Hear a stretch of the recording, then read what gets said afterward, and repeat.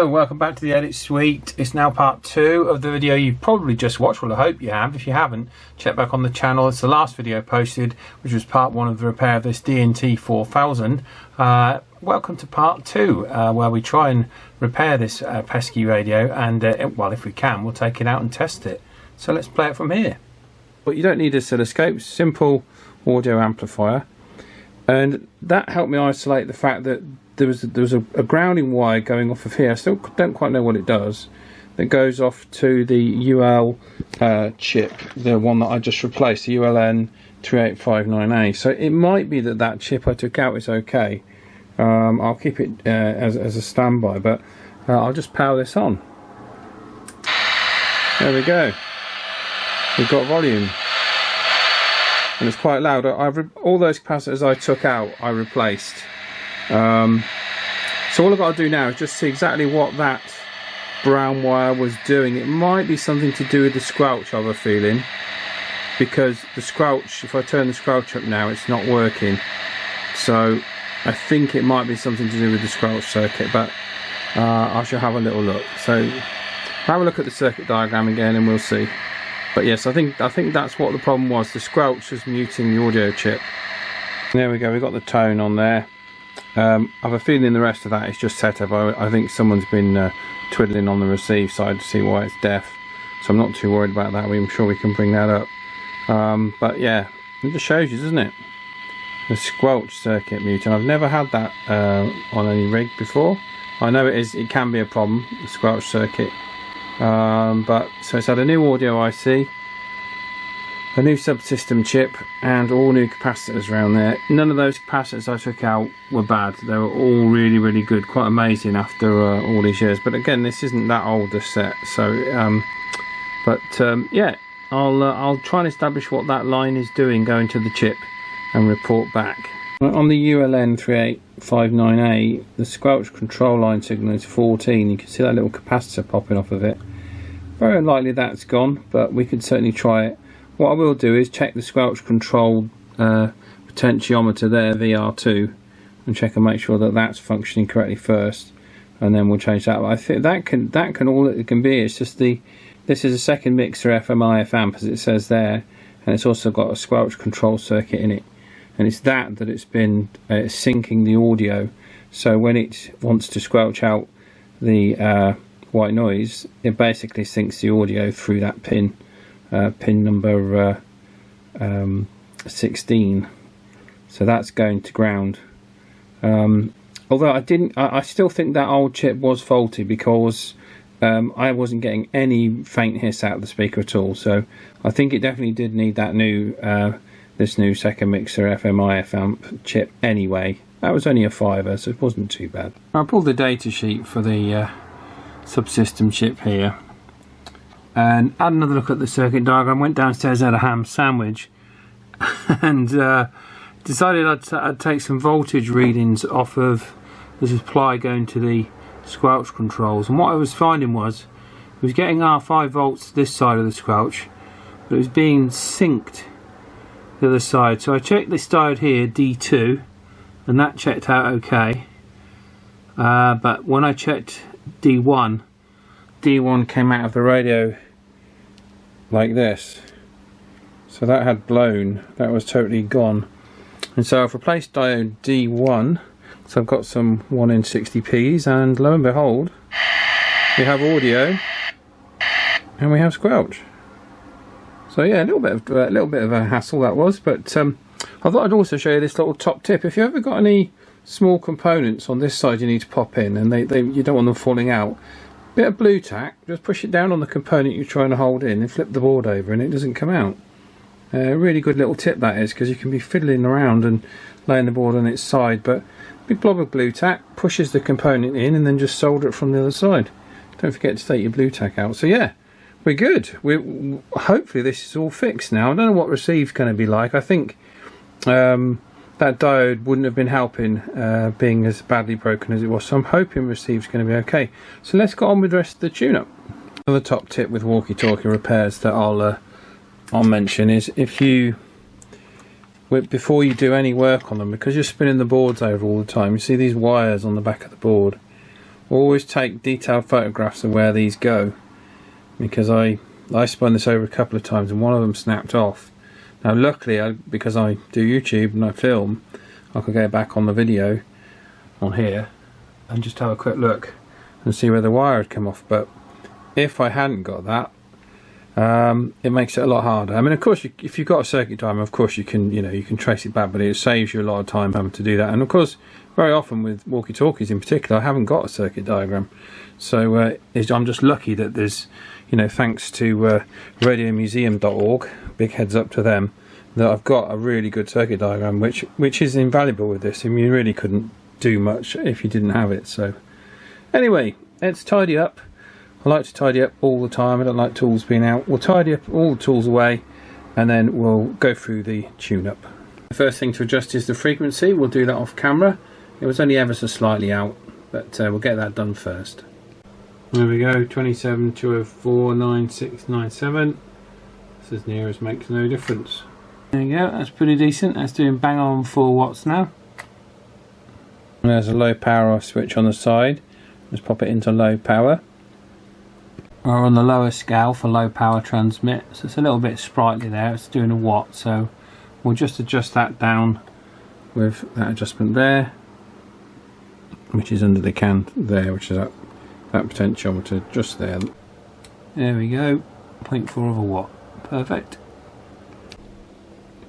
And the TX meter is just a glorified TX Lite really, because even if you have it in high or low power, it still whacks over there, and there's no adjustment for that.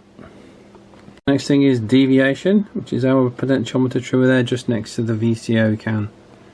Deviation's a bit lower than I'd like. 1, 2. Yeah, it's not too bad though. We should check the call tone works. Yep, that's working. So taking the board out again, little tip for you, if you just put a little jumper wire off the back of the speaker, if you come to do any tests again, then you don't need to take the board out, you can just jumper that off the back of the speaker. So that saves us doing that. So let's see what kind of receive we're getting, shall we? Straight away with 100 microvolts, and I can tell that that's really strangled, so I think someone's probably been playing with the FM detector, so we'll have a look at sorting that out first. The FM detector is just there. Straight away we got a lot more volume coming through. I have to turn that down, it's got a bit loud. So I'll just do this off camera, we'll just peek it on the scope. And yeah, and that's sorry, the detector was there, I told you it was that one, it's this one here. So we'll just get that peaked on the scope, because it was way off, wasn't it? And the best I can get the receive is 13.8 microvolts. So I'm going to pop it out and just have a little look at this relay here, just to see what the contact resistance is like, because you can see here on the diagram that it comes through the loading coil, and on receive it goes through RL1, which is that relay. So when you transmit, we know transmit is okay because it's working fine, but you need to check that to see what's going on there. Looking over on the back, there does appear to be a resistor going to ground from the antenna output pin, or the test point 1 off the relay. So I'm going to take that out first and see if that makes any difference. That shouldn't be there. It probably won't make any difference, but that shouldn't be there. I don't know who's put that in, whether it's somebody on the council or someone trying to think they can limit the power or something. I'm not sure, but yeah, that shouldn't be there. That's a lot better. I mean, we can now hear it down to 1.62 microvolts, and it's doing 7 microvolts for 12 dB sine. It's a bit noisy, but that's a lot better. So let's just check that relay. See if I can might even take the relay out and test it. There we go. You can hear it all the way down to 2 microvolts. There wasn't anything wrong with the relay. I took it out and had a quick look. It's a bit of a weird pin configuration. There's a data sheet for the relay here.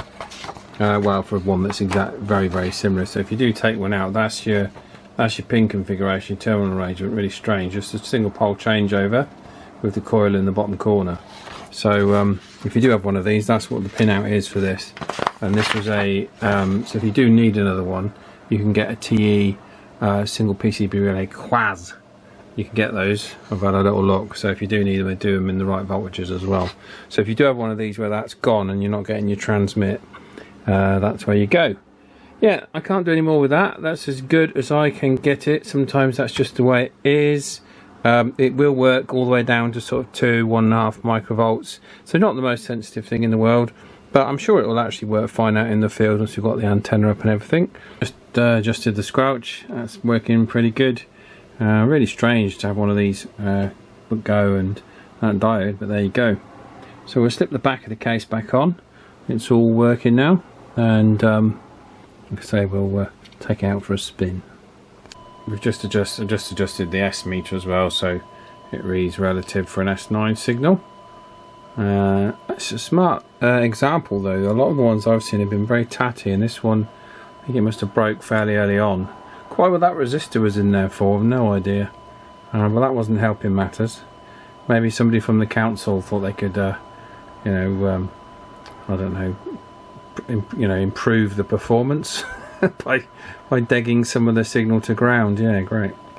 Okay, and we'll just tune the loading coil there with the field strength meter to get it spot on. So modern alkaline batteries, you do have to be careful, because on this set, with a set of these, are actually been used a little bit, these batteries in other walkie-talkies, and I'm actually getting 15.5 volts, which if you think some of those chips, particularly the audio IC, is only rated at 14 volts, so it might be why they're having a problem. So what I'm going to do, because I don't want to cause any issues with this, I am going to put a dummy battery cell in here, just to knock the voltage down a tiny little bit, just to give me that little edge. I don't want to be taking the lid off this thing again. With one battery, we've got one dummy battery, we've got 14 volts now. So let's just fire it up and just make sure it's all working. There we go.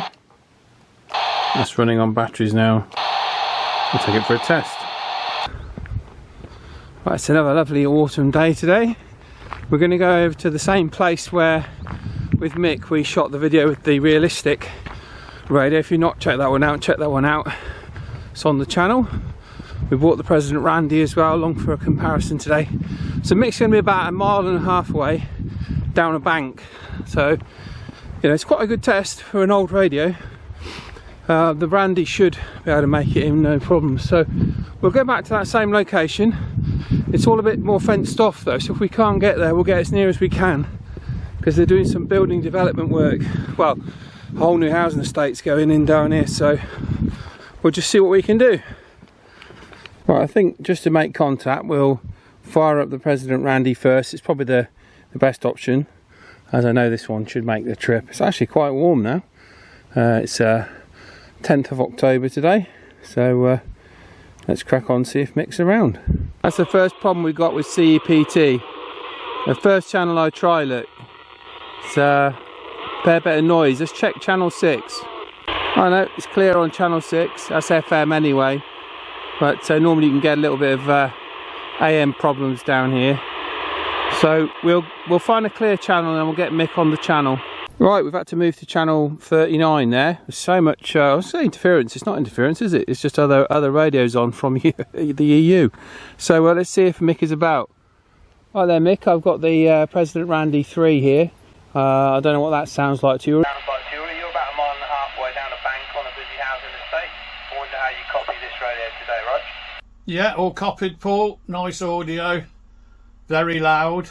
Very loud, and I can turn it up a little bit more, I think, as well, so it gets it good on the video. Yeah, I mean the TX audio on these Randys. These Randys is a little bit low. I'd like it a little bit more peppy. That's the only criticism I've got of them. You can, you know, on this firmware anyway, you can't set it any higher, but it's certainly fine and it's certainly usable. So that's the only criticism. So yeah, I do get that on this radio. So what we'll do then, we've got a good sample of the audio there. We'll swap over to the new old stock. It might as well be. It's in really good condition actually. I'll get the other radio. I'll get the other radio out, the vintage set out, and we'll see how it compares, Rog. Yeah, all copied on that, Paul. That's good. I can tell you on handheld as well, because there's a little bit of noise coming through. But the audio is fine, so it's not bothering you at all. So yeah, change over and we'll see what we can make on the other radio. Right, we're on the high-tech. It's very hard to see the channel display in this sunlight there. We'll turn it off, conserve a bit of battery, shall we? Channel 39. But a lovely looking vintage set this. I hope you agree. And we'll see if Mick is about. Hi Mick, I'm on the DNT4000, and then if you copy, Rog? Yeah, I've got you okay. Not quite as loud as the Randy, but I've got you okay. I'll start recording now. Right, we got the DNT4000 there, Mick. This is an old vintage set. Had a few problems. But it's nonetheless in really good condition, but it was quite a repair job. But it's a lovely old vintage set, and it also has a cool tone. I don't know if you can hear that. But I wonder how it sounds compared to the Randy, Rod. Yeah, okay, Paul, receiving you well. It's not quite as bassy as the Randy. It's not quite as bassy as the Randy, but the tone you sent through come through loud, really loud as well. So yeah, but no, it's working fine, mate. Back to you. Yeah, good. I was just changing up the camera angle there a little bit, give the viewers something else to look at. But yeah, it's a good little set. This it was a little bit deaf on receive, but I'm picking up loads of the Euro channels on it, so it's not that bad. Perhaps not deaf, just a bit noisy on receive, I suppose would be a fair comment, really. But yeah, it's a good little set. They say you can run it off of 10 AA batteries. Not sure about that. Some of the chips inside there are very, very close. The audio chip had in fact blown, so I would recommend people using this set to run it off of 14 cells and use a dummy battery rod. But yeah, so you think it sounds okay though, Mick? Yeah, it sounds fine with me. It's audio-wise, yes, very good. There's noise coming through. It's coming through because of the distance as well. Little, white noise in the background. But you're coming over the top of that fine. So yes, it's a good audio, but not in the same class as the Randy. But that's a newer radio, isn't it? Yeah, Rod. Yeah, the Randy's a much newer radio, obviously, and it's a modern set, so that's a bit expensive. But yeah, I'm quite impressed. I seem to have my reservations, but actually this is sounding really, really nice, and we've obviously picked a clear channel. I just switched the radio into low power, and we'll see what difference that makes on the audio from Mick. I've switched down to low power. What difference does that make on the audio, Rog? Yeah, still readable, but lots of white noise coming up behind you. Okay, Rog, cheers for that. Hello, hope you enjoyed that two-part video on the repair of the DNT4000. Quite an extensive repair there, and as you can see, if you're doing this yourselves, sometimes you really can be in for quite a job. But thanks again to Cricklewood Electronics and to radiomuseum.org for the circuit diagram. It really helped me on this one. So if you have been, thank you ever so much for watching, and we'll catch you on the next one. Keep an eye on the channel. Take care.